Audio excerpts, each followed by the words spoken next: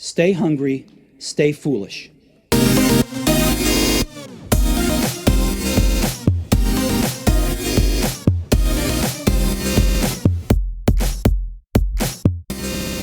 Businesses can't be run on gut instinct. That was for our primitive tribal days. To run a truly successful business now, leaders must take a rational approach to making significant decisions to avoid catastrophes, maximize their bottom line, and succeed against competitors. General Electric, Boeing, Motorola, great companies die on the altar of bad decision making. And in this quicksilver economy, no business leader can afford to make a mistake. They need a step-by-step approach to arriving at better decisions that sustain the business, help achieve their goals, and edge out their competitors. Our guest is a leading expert on avoiding business disasters and draws on 20 years of extensive consulting, coaching, and speaking experience to show how pioneering leaders and organizations, many of them his clients, avoid business disasters. We welcome author of Never Go With Your Gut, How Pioneering Leaders Make the Best Decisions and Avoid Business Disasters, Dr. Gleb Tsipursky. Welcome to the show. Thank you so much for inviting me, Aidan. It's a pleasure. Great to have you on the show. I'm going to start today's show with an excerpt from your introduction to the book, and it goes as follows. Our authentic selves are adapted for the ancient savannah, not for the modern-day business world. For the sake of our bottom lines, we must avoid going with our primitive instincts, avoid going with our guts.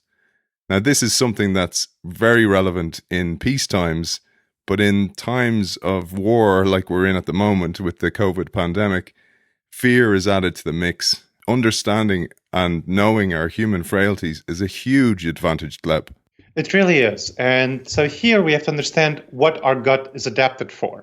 And as you said, it's adapted for the ancient savannah, not the modern business world. Now, what does that mean? Well, in the ancient savannah, we lived in small tribes of 15 people to 150 people. We were hunters, gatherers, and foragers. And our biggest response to threats was the fight or flight response. So think about that. Our gut reaction when we see a threat is to either fight or flee. That's the natural response. That's what we feel like. That's what feels right, whether in business or in personal life. Now, it's also called the fight or flight response because our ancestors had to jump at 100 shadows to get away from that one saber-toothed tiger. In the savannah environment, that was great because the threats we faced were immediate, intense in the moment. Those were the kinds of threats we faced. But you might notice there are many less saber-toothed tigers in the modern day. Unfortunately, we overwhelmingly treat threats like they're saber-toothed tigers. So let's say the COVID-19 pandemic. Think about that. How did people respond? Ordinary people responded in either of two ways. They either ignored the information, said that it's okay, it's not going to touch me, blitz spirit, we're going to be fine. Nothing is going to happen to us. That's one way. That's fleeing. They're fleeing from the reality of the information. And the other response, of course, is the fight response, where they go to the stores and buy up all the toilet paper because somehow their instinct feels like they should use that to fight the invisible germs that are coming to get them. That's the fight response. And businesses did the same thing. A whole bunch of business leaders, political leaders, Boris Johnson, of course, in the UK and others ignored this threat. They thought that it wouldn't be a big deal. Maybe let it wash over the UK from the UK government perspective, or from business leaders in the UK, they ignored it. A whole bunch of them said it's not going to impact us. And prominent banks, financiers also said that. And a whole bunch of others just went to their emergency plan, their continuity plan. They treated it as a in-the-moment emergency. And of course, it's not that. It's a slow-moving train wreck. It's a slow-moving, gradually rising crisis that then overwhelms the system, the situation, everyone. And this is something that our gut reactions are completely unprepared for, absolutely not prepared for. There was nothing like that in the savannah environment. That's not what we're evolved for. And the specific dangerous judgment here that we have to pay a lot of attention to is called the normalcy bias. Now, the normalcy bias is one out of over 100 cognitive biases that cause us to make really bad decisions in the modern environment. And that's what we have to watch out for. You can look at the list of cognitive biases on Wikipedia. There's over 100 of them. My book talks about the 30 most dangerous ones for business leaders, for individual professionals, solopreneurs, and how to address them. So the normalcy bias refers to our tendency to see the immediate and medium-term future, the next couple of years, kind of like the past. It's going to be mostly the same. And it's mostly an accurate perspective. That's mostly what happens. Where the immediate future, the medium-term future in the next couple of years are mostly like the past, maybe with a little bit of changes, more use of cell phones, smartphones, and whatnot. But sometimes it's not. And those sometimes where it's not, those are big, big problems for us. And of course, this situation with COVID-19 is a classical example of where it's not. What happened in January 2020 when it rolled over our countries? Everyone around the world experienced a huge major disruption, and our world will never be the same. What we will experience, especially in countries that didn't take sufficient precautions like the US here or the UK, those countries had a lot of infections, and those infections will keep going throughout these countries, even if they manage to flatten the curve and whatnot. So you have to have a long-term period of restriction to flatten the curve and not get the national health system in the UK or hospital systems in the US, not get them overwhelmed. But what happens after you lift the restrictions? Well, then you have secondary outbreaks. And that's what happened in countries that initially successfully controlled COVID-19, whether Singapore, Hong Kong, Japan, South Korea, Germany did a great job. They had secondary outbreaks, so they had new cases of COVID-19, and then they had to reimpose restrictions. So we'll have waves of restrictions and loosenings, all the way until we discover a vaccine and mass produce it. And that will not be until early 2022. That's the earliest reasonable, most optimistic timeline when we can have it. Most likely it'll be closer to 2023, 24 when we can get a vaccine. So we are in a majorly disrupted situation. The world will never go back to January 2020. And business leaders, as well as ordinary private citizens, and government leaders, nonprofit leaders who are still in that mode of emergency mode, we will get through this in a couple of months, blitz spirit, and we'll be fine. They will really hurt themselves, hurt their companies, hurt their organizations, hurt their societies going forward if they don't undertake a major transformation in their strategic plans going forward, in their internal business model, how they run their business internally, in their external business model, how they deliver their services, how they collaborate with others. Those are all fundamental transformations that they need to make. And it doesn't feel like that. It's very counterintuitive. It's incredibly difficult to accept. A lot of people with whom I talk about this, even a lot of my clients, it takes a whole bunch of conversations for them to slowly, gradually come to accept that we're in a new normal, or a new abnormal, as I like to say, that we're in a new abnormal and things will never be the same. It feels very counterintuitive, but it's true. And this feeling of counterintuition, of going against your gut instincts to realize that, hey, we are in a really different situation, that's the kind of things you need to do to address cognitive biases. And it feels very hard, it feels very difficult, but if you don't do it, you're really going to be in a bad situation. Your work in business disasters, essentially, you advise clients. For years, you've been doing this, for 20 years, and you did it before the 2008, 2009 downturn. You learned a lot from that, and you, like me, can be a little bit of a chicken little telling people the sky's falling down, but there's always a storm coming, and the storms are coming faster and faster. And this COVID pandemic is just a different form of storm. But understanding the biases become extremely important. And to the listener here, we're not going to focus purely on COVID here because a lot of us are sick of hearing about it. But there's a couple of biases that I picked out that are very relevant to it. One of them being, with the amount of negative news that we can fill ourselves with, is the illusionary truth effect. And then you mentioned there that we're starting to get slowly used to this new abnormal, and we have the risk of the mere exposure effect. Yes. So the illusory truth effect is a subtype of mere exposure effect. The mere exposure effect refers to the fact that when we are increasingly exposed to certain information, we are less triggered by it. And that again goes back to our savannah environment. When we first saw a new thing, that was very likely to be either a major threat or a major opportunity. That's how our brain treats novelty. It's something that we really have to pay a lot of attention to. And so we pay a lot of attention to it most likely because it's a threat, because in that survival environment, survival was very much endangered. So most likely whatever new thing happened was a threat, but it's also possible that it's an opportunity. So over time, as we learn about this new thing, we're exposed to it, maybe a new animal, maybe a new fruit or something like that, we become less triggered. It becomes less emotionally salient to us. And so we come to accept it as part of our environment. And that same thing happens in our modern environment. Whenever we see something new, some novelty, something different, we pay a lot of attention to it when it's emotionally salient, at least. Not like, something happening in Wuhan, China that doesn't feel emotionally salient, or something happening in far off, when, let's say, the Boeing leadership first found out information that the 737 MAX was problematic, didn't really pay attention to it, even though it should have. So it depends on how the information is brought to you and who brings it to you. But if it's a trusted, objective source that you perceive as trusted and objective, you're going to be paying a lot of attention to it. And over time, you're going to be paying less and less attention to it. It's going to become normalized. It's going to become part of your life. That is not a bad thing. We don't want to be always paying attention to the new thing in our environment. However, it might become a problem when we don't pay enough attention to it. That's one. And we make those mistakes when we don't pay enough attention to things that we get used to.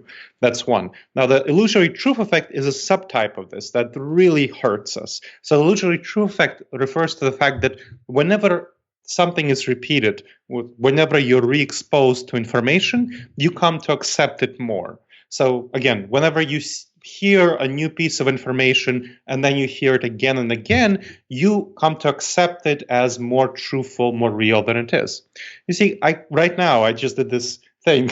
I said the same thing twice and in different words. And the second time it felt more believable. It felt more like, oh yes, this makes sense.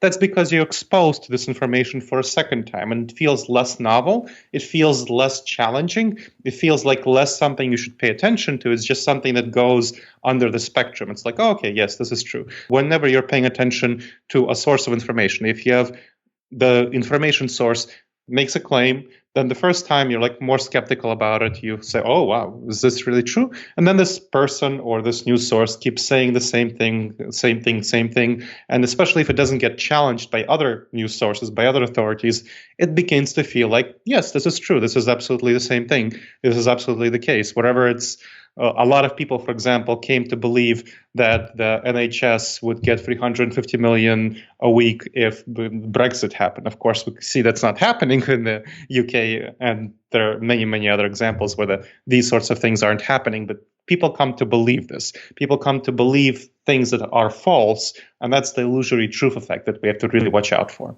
Yeah, and we had a show a couple of weeks ago with Jodie Jackson, and her book was You Are What You Read. And we talked about this because if you fill yourself with too much negative news, for example, it actually has negative cognitive effects on you. And equally, too much of the positive news is not so good for you.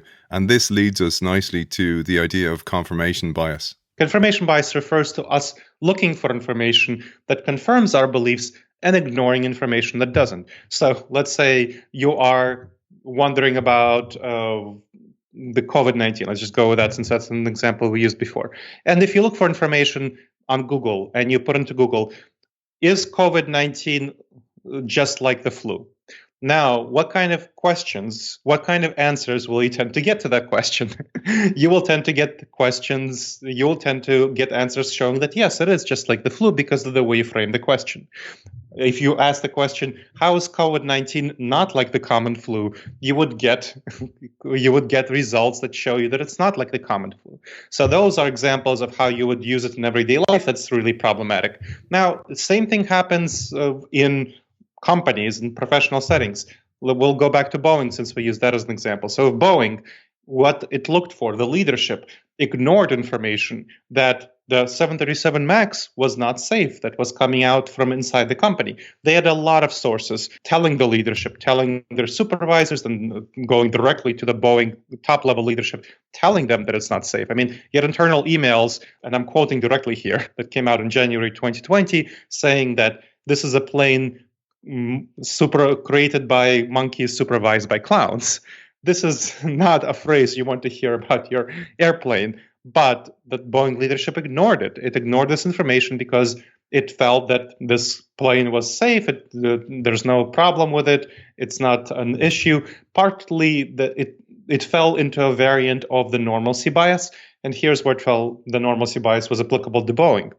all the time in the past couple of decades, the previous models of the Boeing airplanes, the newer models, were always safer than the older models. So the newer models, again, had less accidents, less problems, less issues than the older models. So each newer model was better and safer. And the Boeing leadership, just couldn't accept the idea that this trend wouldn't continue in the future.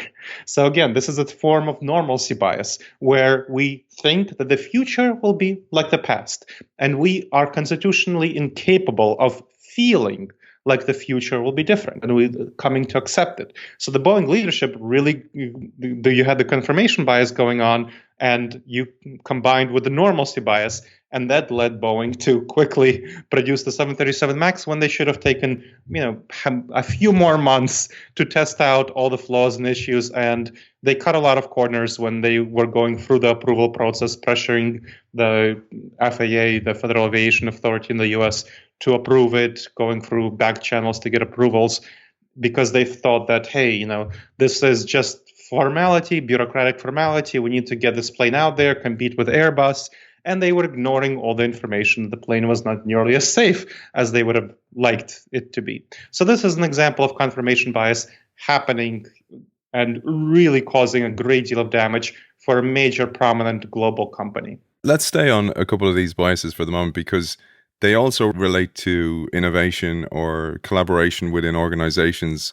So we want to bring it to that level as well. And one of the ones that I feel so strongly about from my diversity perspective, right back to the early roots of diversity within countries, was the mere exposure effect. So, for example, if you saw somebody who had different colored skin than you, when there wasn't many in your country, at the start, your brain, again, fears that, and you tend to reject it, and it ends up creating racism, etc., because we are wired that way. So that's really important to understand. But building on that and building into how we see other departments within organizations, we often treat them differently, and particularly even the information they bring us, we'll rate it very, very differently. And here you talk about the halo and horns effect. Yes, the halo and horns effect are fundamental for understanding tribalism. So let's go back to the tribalism from the savannah environment. In the savannah environment, it was incredibly important for us to be very tribal, to look for people like us, who had our values, who looked like us, who appeared like us, who thought like us. Because if we weren't sufficiently tribal, we would be kicked out of our tribe and then we'd die. Or our tribe would fall apart if other people weren't sufficiently tribal, and then everyone in the tribe would die. And we would also not sufficiently oppose hostile tribes that were attacking our tribes. And then again, we'd die. And notice that we are all the descendants of those people who didn't die. So we are very tribal by nature. That's the natural thing for us to be. And the halo and horns effect refer to that. So the halo effect refers to the fact that when you like a significant characteristic of someone, whether their appearance, something about their character, something about their personality, something about the group they belong to, then you will like that person as a whole more than they deserve. You'll give them more credit than they deserve. And the opposite is the horns effect. When you don't like someone because of a group that they belong to, because of the color of their skin, because of their appearance, because of things they say, because of their thought patterns, then that will be something that you will dislike them more than they deserve to be disliked, and you will give them less credit than they deserve to be disliked.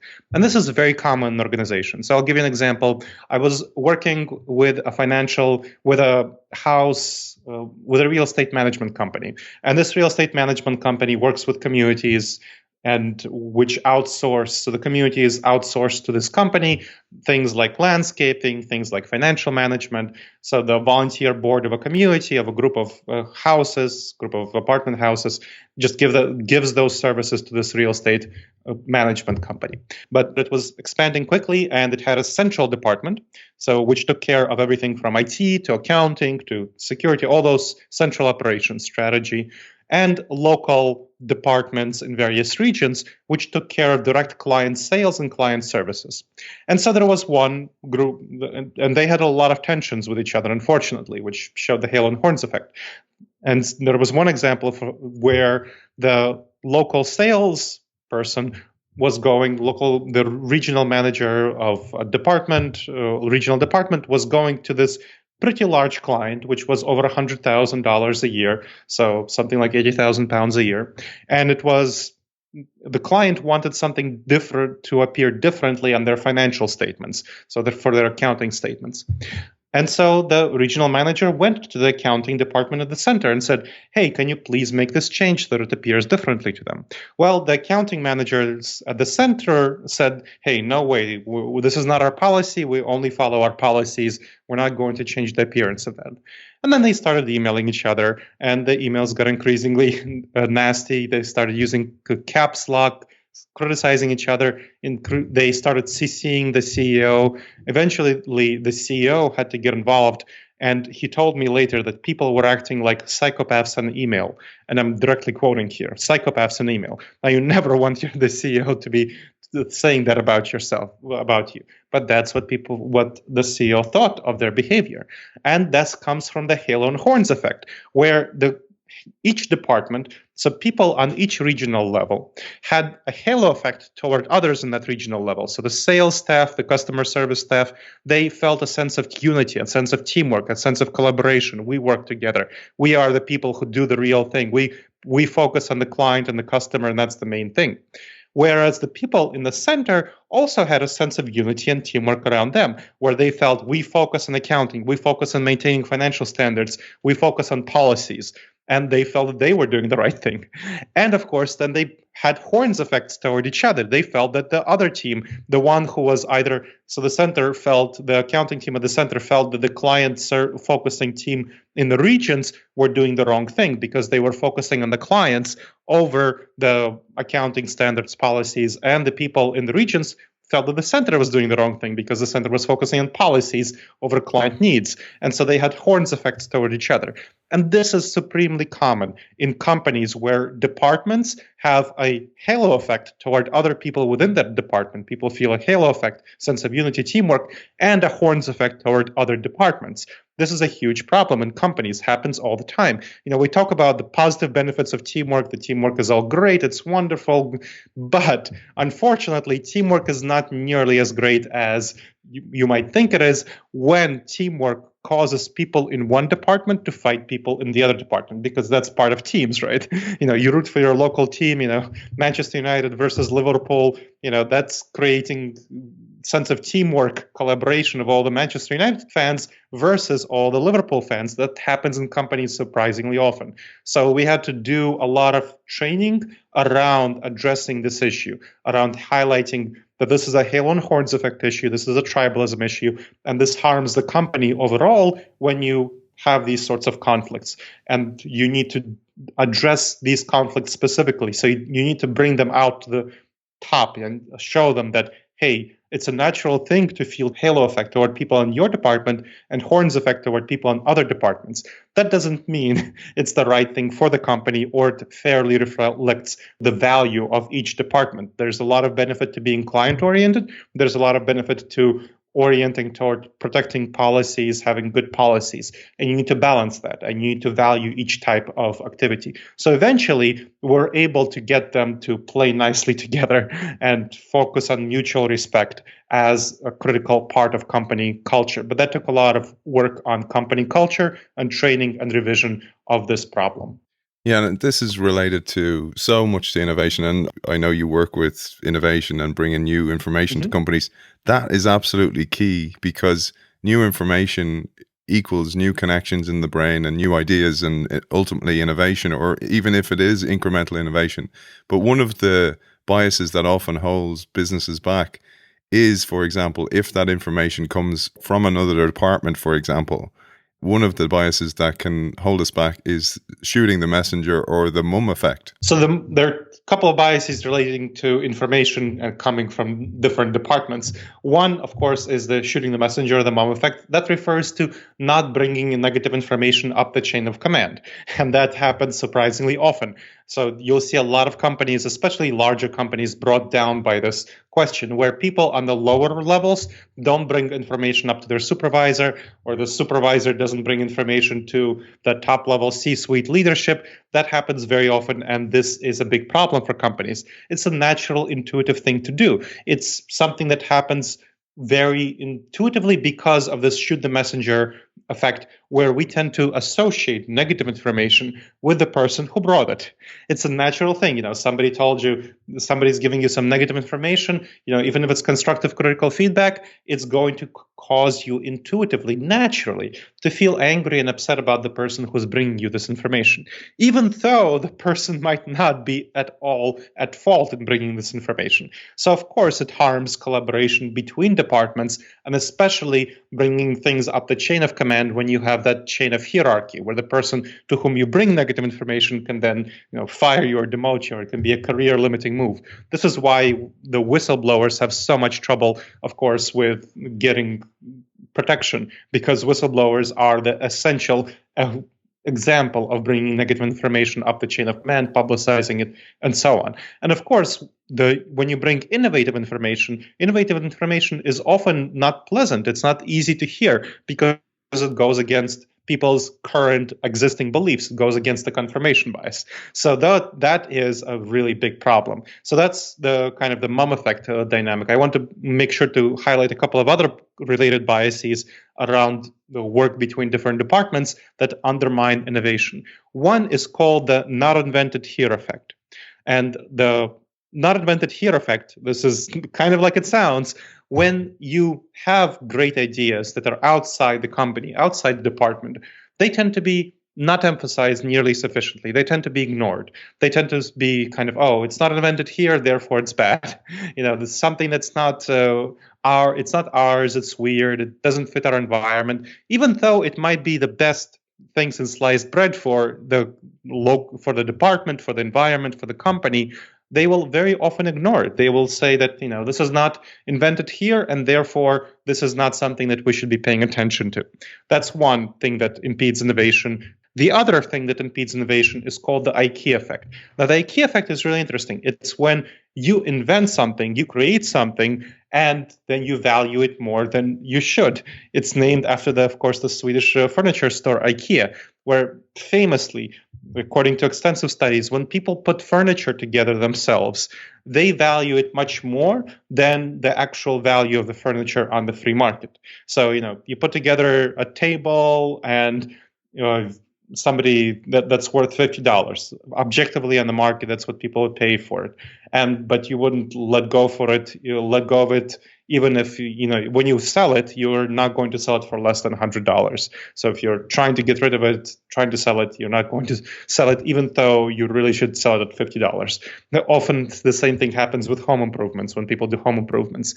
And for businesses, this is why businesses very often ask too much for their products. So products that they create, that they launch, they ask too much for them compared to market value. That's one. So it's when people are trying to sell a business, they very often ask for way too much compared to what the actual objective value of the business is. Now, the actual objective value of the business, when you want to sell a business, so if you're a solopreneur, or if you're a small business owner and you're trying to sell a business, you generally want to multiply the profits of the business by 2 times to 3 times, and that will give you the value of sales. And that's very uncomfortable for people to hear because they think it should be 10 times the value of sales or 20 times the value of profit, or they want to multiply it by revenue instead of by profit, which again, considering costs, that doesn't make sense, but that's what people tend to want to do. So this is why a lot of people run into a lot of trouble when selling businesses. And this is something I have a lot of conversations with my clients about when they're trying to sell their business and they're wondering why people aren't buying. And I'm like, okay, the innovation aspect of it is when you create an idea inside your department, your company, you tend to value it a lot and value it more than it should be worth. So you create an idea, you tend to hold on to it. You think it's the best thing since sliced bread, and it's actually not nearly as good as you think it is, but you tend to value it way too much compared to how good it actually is compared to the space of ideas out there. We're going to come back to individuals in a second, but let's bring it to an organizational change perspective, looking at the thinking and the wiring that restricts us. So, for example, I work in an organization. I'm convinced we need to innovate. I bring some step change suggestions to my senior partners, and they insist on more market research, which is information bias, and then suggest we just tinker with existing products and incrementally improve them. How about you deconstruct this from a bias perspective, Gleb, because this is a situation so many of our listenership find themselves in as change makers and entrepreneurs within organizations. So the information bias is a really important one. It's where we tend to seek too much information before making a decision. And this is something that you really want to be careful about. Whenever you're making a decision, whenever you're deciding on what to do, you want to make the information that you seek proportional to the importance of the decision. So if it's a small decision, not too important, you don't want to spend too much time looking for information. If it's a medium decision, something that makes a significant impact on your bottom line, but not really fundamental, then you want to spend somewhat more time, but not too much time. If you're actually trying to decide on your major next product for the next 3 years or major pivot in strategy for your company, then you want to spend a whole bunch of time on evaluating this question. So the step changes depend, of course, on how important the step changes are. And if they're not so important, then you want to focus on gathering only sufficient information, only a certain amount of information before you decide whether to do them or not. And again, one of the greatest ways of gathering information is to experiment. Launch an experiment and see what kind of information you get from the experiment. Because could be a lot of hypotheticals in your head where, this thing can happen and another thing can happen. And this will be proven by you launching a small experiment. So this is my best suggestion for addressing some of this, what's called the status quo bias, where people tend to be very much oriented toward the status quo. Now, just to be clear, the status quo bias is, again, one of those things that comes from our evolutionary heritage. In the ancient savannah, it was pretty dangerous to change the dynamics, the way that you do things. Because if you change things, there's a lot of threat that if you change things, then you will make serious mistakes and you will die. So it was pretty risky to take risks. It was actually very dangerous for people's lives to take risks. So it was wired into us that we should really focus on maintaining the status quo unless there's overwhelming need to change or overwhelming reasons to try to experiment, to do something else. So you need to understand that this feeling of status quo is something that you need to explain to people as part of addressing the problem. So a lot of this, when you're working with the leaders in your organization, you're trying to tell them that, hey, this is a natural feeling, this is a natural information bias, is a natural feeling. So you need to explain these things to them and then suggest low-risk measures to evaluate whether your step-by-step changes work. So low-risk measure might be launching some kind of experiment that's really low risks. And that is something that you need to help them understand, that this is not going to be a problem. This is not a permanent thing. This is just an experiment to gather information on whether the changes that you make, maybe if they're internal changes in the company, you can launch them within one department only instead of the whole company. And then you could see how people in the department respond. Are they going to be more effective at their production? Is their productivity going to be improved by 9%? That's great if you can improve their productivity by 9%. And if you can demonstrate that, then you can go with that information and say, hey, here's what happened. And of course, if it's external, you can experiment with launching a new product to a certain segment of the market. Don't make it a huge launch, don't make it a big thing, but just experiment with it and see what happens, see how that market responds. Maybe you want to run some ads about a product and see how much click-through you get. So all of these things will help get you information. And this information on whether indeed your ideas make sense, that would be really helpful to, instead of tinkering with existing products, which is very tempting. So the part of the status quo bias involves not departing far and much from the status quo. And this is a very strong temptation because, if it works, why depart from it? And are people going to be rewarded in the company for departing from the status quo in a major way? So if you want to depart from the status quo in a major way, you have to have a lot of information and you have to launch these experiments which demonstrate that your departure from the status quo indeed will be helpful. Those are some of the dynamics that you want to be thinking about. Ideally, you want to get buy-in from the top level leadership on this.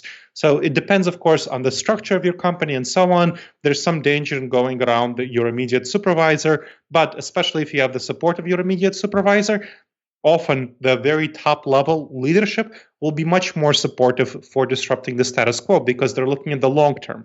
And they know that their current existing products, the current existing products that they have, will not work out well in the long term. It's just the nature of products. If you look at the product growth curve, you often have a quick hockey stick shape growth in the beginning, and then it flattens out, and then growth goes down. So top level leaders know this. They understand the strategy of things, and they understand that they need innovative new products, and it's hard for them to come up within the company. And so if they have people within the company who are willing to go and experiment with a product, they will often give them their support. So if you have your immediate supervisor support and you get top level leadership support for launching experiments and then showing the results of these experiments that they do work, then slowly over time you can build support within the company for your major departure. So that's what you want to do if you do plan to have a major departure from the status quo. One of those departures is on an individual level as well. And one of the goals of this show is to unshackle industries, organizations, and individuals from the thinking and wiring that does restrict us, but also expose everyone to new information that perhaps they haven't heard before. But many times I get emails from listeners saying that new information helped them make new decisions and ultimately change their lives in some way. Maybe they changed jobs or launched into a new innovation, etc., that proved successful. But many, many people are very fearful of leaving their jobs because of a restricting cocktail of loss aversion bias, information bias, and status quo bias, and many others, I presume. But here you mentioned the usefulness of long-term future and repeating scenarios thinking, Gleb. Yes. So this is one of the critical things that you want to be thinking about when you're deciding on whether to be innovative, whether to launch a new company, whether to start up a new product, whether to change your career, is that we very much tend to be short-term oriented. And so there's a cognitive bias called hyperbolic discounting. Hyperbolic discounting refers to us orienting toward the short term and greatly undercounting, hyperbolically discounting the value of the long term. That's why it's called that. It's a weird name, I know. So why do we do that? Well, it all goes back to the savanna environment. In the savanna environment, I mean, think about us, the hunter-gatherers living in that environment. When we killed more meat, killed the mammoth, had more meat than we could deal with it. We couldn't refrigerate it. We couldn't store it, right? There was no way for us to realistically invest much resources into the future. So it's not like we were planting things and then harvesting things. That was not part of the hunter-gatherer lifestyle. We didn't have a bank into which we could invest money. We didn't have we couldn't invest into our professional development. It's not like you can become a better axe chipper, right? But here in the modern environment, that's very different. We're in a completely different context where indeed you can invest a lot of resources into your future, into protecting your future. You can put your money in a bank. You can get investors to invest into a potential startup that you are starting up. You can, of course, invest into your career, into your professional development, whether taking a number of courses and so on, building up your network, building up your thought leadership. All of these things will really serve you well in the future, depending, of course, on what course you want to pursue. But it doesn't feel like it. That's not what it feels like. It feels very uncomfortable for us to do that. So we need to orient much more toward the long-term future than we feel like we should. So a lot of people, for example, if they can write an article, they think, oh, what's writing an article going to get me? But they don't realize that an article that you wrote will stay around forever, available online forever, and you can use it in a whole variety of ways that you're not thinking about, or do a podcast interview, or a whole variety of things that can serve you well in the long term, that will have repeating, ongoing value for you in the long term. Or if you build some relationships right now, you might not know and think about what kind of value they might have down the road, but they might turn out really valuable for you down the road. And I can give a whole bunch of examples from my own life and my clients' experience where that happened. So, for example, one of my clients built a relationship with some folks from his local community who were in financial management. And then eventually, I think it was 4 years from then, he decided to do a startup. And some of these folks who he built in relationships with in the financial management community, they had connections to local startup investors, so angel investors. And these angel investors because he built up the relationship with these people, he was able to maintain these relationships, and then they trusted him enough to connect him with their contacts, with their capital, with their angel investors, and said, "Hey, this is a good guy. I think he has a good idea. I've known him for a long time. He's trustworthy. Invest into that." And he got investment into the company, which he wouldn't have been able to get otherwise. Because he couldn't break into the angel investor circles because he didn't have connections built up with them. But through this back route, through financial managers, he was able to break into these investor circles. So this is the kind of example where thinking about the long-term future is really helpful. And of course, repeating scenarios is a part of that. So think about repeating scenarios. Do you do some networking or do you not do some networking? Each individual networking activity that you do might not feel like it's worth it, and you might not get anything from it immediately in the moment. But think about the outcome of a number, if you do that for a number of years. What is going to be the outcome if you do that for a number of years with a number of people? And if you create a system, a process by which you do networking, by which you do thought leadership, like articles, blogs, and whatnot, whatever, like podcasts. All of these things over time will spread, either the blogs and podcasts and articles will spread information about you, and the relationships will slowly cultivate trust. In each successful networking engagement with each individual helps build up trust with that individual. And of course, if you have a system and process of a number of people, then you're building up trust with a number of people. And so you're building up your social capital going forward, or your thought leadership with articles. And that social capital going forward will eventually pay off, because that's kind of the repeating scenarios, because you cultivate that trust. And that's an example with the angel investors that it really paid off for one of my clients. Let's jump to something else here, the coin flip conundrum. Really, if you break down our lives, many, many parts of our days, of our weeks, of our months, of our years, of our livelihoods are a series of coin flips in a way. And this is a dilemma that was posed to you by your mentor and which had a profound impact on your life. And you present in your keynotes all the time. So I'll hand it over to you to present this to our listeners as a kind of a finale and a way to think about life going forward. Sure. So imagine the situation. Somebody gives you $40 and says, "Hey, here you go. Here's $40. Here, 40 pounds. Keep it." And then they say, "I have a proposition for you. I can flip this, coin, or you can give me a quarter from your wallet if you, want to make sure it's a fair coin. And if it lands heads, I will give you $100. If it lands tails, I will give you nothing. But you have to give me the $40 that I just gave you for that opportunity." Do you do that or do you not do that? So think about that. Now, whenever the large majority of people are asked this, large majority of people won't. They prefer to keep the $40. They don't want to give that up for the opportunity for a coin flip for $100 of heads, 0 of tails. And that's what I did when the professor who was my mentor offered that to me. However, the professor said, "Well, think about it this way. What is the actual probability that you will get heads or tails, that you will get $100? It's going to be 50%, of course. 50% heads, 50% tails. So 50% of $100 is $50 versus $40, which I'm giving up for that opportunity. So it's the equivalent of getting $50 for $40. Now, it still doesn't feel like it. It feels pretty risky. You might get 0. But what if it's 10 coin flips? What if it's 100 coin flips? What if it's 1,000 coin flips, 10,000 coin flips? What if it's 100,000 coin flips? So think about what happens with 100,000 coin flips. So with 100,000 coin flips, you can, if you keep your $40 for those 100,000 coin flips, that's the equivalent of $4 million. So that's $4 million. Now, if you take the risk and give up the money each time, the $40 for the coin flip, the equivalent of $50, you get over those 100,000 coin flips 5 million, an average of 5 million, a couple of 100,000 more, couple of 100,000 less. So that is what you're giving up. It's the equivalent of holding on to 4 million and giving up 5 million each time that you choose to not pay $40 for a coin flip with a heads $100 and tails $50. Now, when I heard that, I was pretty confused. I told the professor, "Well, why didn't you tell me that? If you told me that it's a repeating scenario, especially 100,000 times, I would have thought about this differently." And what the professor said is that this is the same thing that all people experience.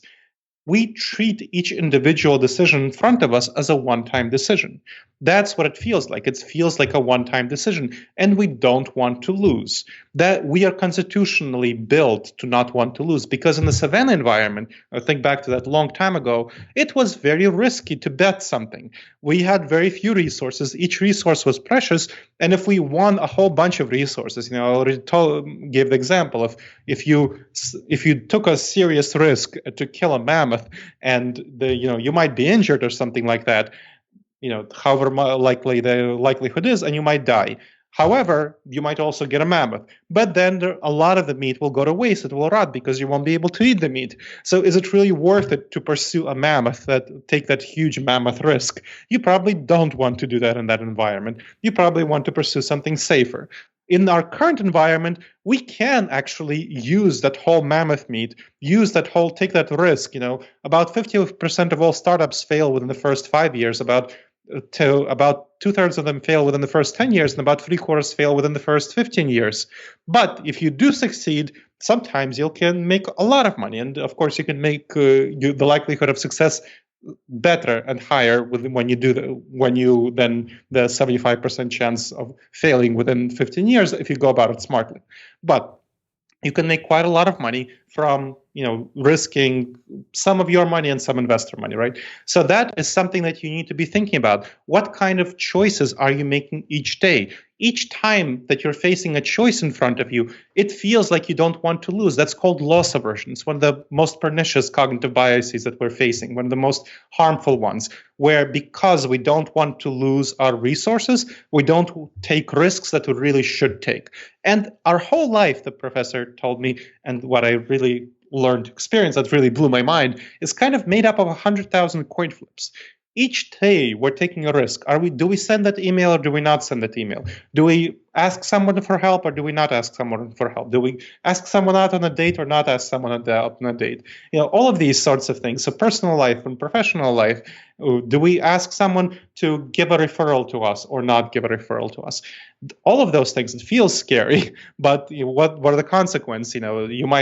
Somebody might think that, hey, you are too arrogant to ask a referral from me, or they can say, great, sure, I'll give a referral, and then you can make the most important connection of your life. So these are the kinds of things you want to be thinking about, and you want to treat each individual choice in front of you as part of a long series of choices, as part of a repeating series of choices.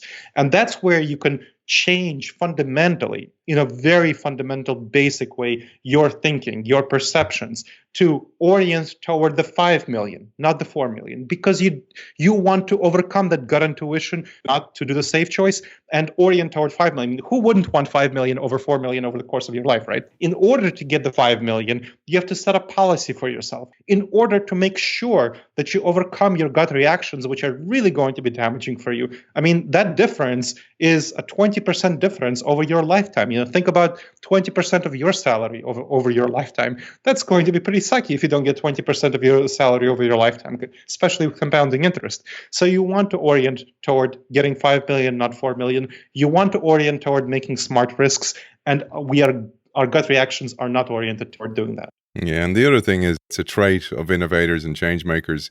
But I thought I'd share this because I think it's pretty important what you say here, and it will explain why I've done shows on mindfulness and meditation in the past, because they really do, and you're a neuroscientist, and brain experts and neuroscientists tell us that mindfulness and meditation change the structure of your brain and can enhance our cognitive capacity and skill set. And it's so important to be able to deal with our cognitive biases as well. It really is. And this was surprising when I saw the research on this. I did mindfulness before for a sense of calm, for a sense of inner balance. But when I saw research on the focusing effects of mindfulness, this really helped me understand that it also helps with decision making, helps with addressing cognitive biases. One of the most fundamental ways that we address cognitive biases is by noticing them, focusing on them. And mindfulness meditation really helps build up your attention, your ability to focus on things. So that's a fundamental skill, a fundamental trait, a fundamental aspect of mindfulness.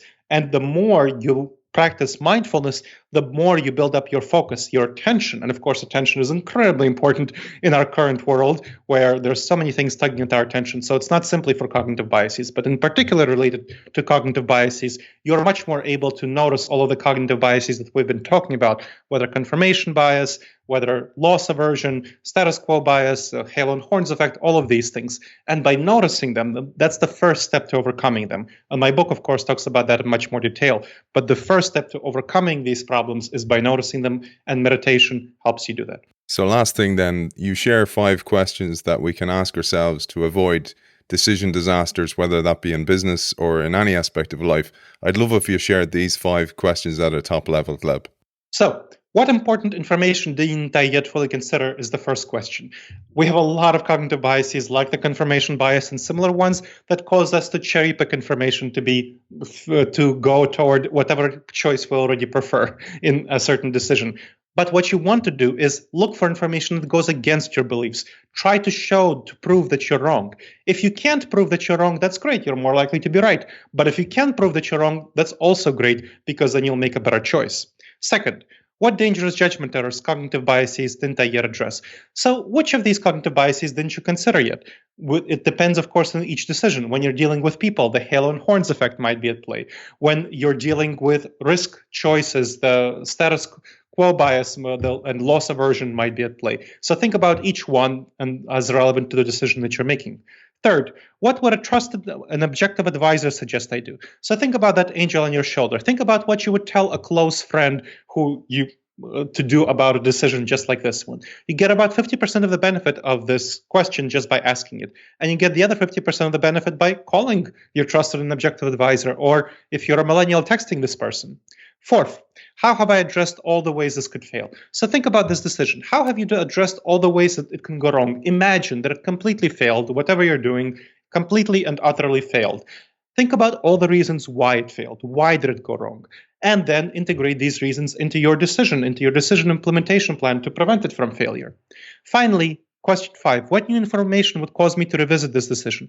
What would cause you to change your mind? Now, when we make a decision, we're very emotionally attached to the decision. So it's called post factum justification, where we justify our decision after the fact because we made it, and therefore we would be wrong and bad if we had go back on the decision, unless we decide in advance what would cause us to change our mind, to revisit this decision. In that case, we are much more likely to revisit the decision if the initial decision proved to be not the right one, and we can make a much better decision going forward. And it just took me a couple of minutes to talk through these 5 questions, but these questions can save you thousands and thousands of hours and hundreds of thousands of dollars, in some cases for companies with which I've worked, if you ask them about every decision that you don't want to screw up. You'll ask them 5-7 times a day. Take a couple of minutes to ask them. That decreases your future work by thousands and thousands of hours, and again, hundreds of thousands of dollars. So I would strongly recommend that any decision that you don't want to screw up, you ask these questions about it. Yeah, and they're very helpful from a personal level as well, from getting on with people, from relationships, from family, from children, all these kind of things. You kind of go, is it really worth blowing my lid here, flipping my lid, because I'm going to have to live with the consequences going forward. So it's a really helpful book, and I highly recommend it, Gleb. Where can people find out more about you, your work, the book, etc.? They can find out much more about all of my work on disasteravoidanceexperts.com. Again, that's my website, disasteravoidanceexperts.com. There's videos, blogs, podcasts, decision aids, guides, manuals, virtual coaching, trainings, classes. You especially want to check out disasteravoidanceexperts.com/subscribe for a free 8 video-based module course on making the wisest decisions. Now, my book is available in bookstores everywhere. They might be shut around you. So if that's the case, you want to check it out online on Amazon, Barnes & Noble, Books A Million, wherever you get your books. And finally, I'm very available on LinkedIn. So if you have any questions about anything you've heard in this podcast, just connect with me there. Ask those questions. Happy to chat. Dr. Gleb Tsipursky, GlebTsipursky. Author of Never Go With Your Gut, How Pioneering Leaders Make the Best Decisions and Avoid Business Disasters, Dr. Gleb Tsipursky, thank you for joining us. Thank you so much for inviting me, Aidan. It's been a pleasure.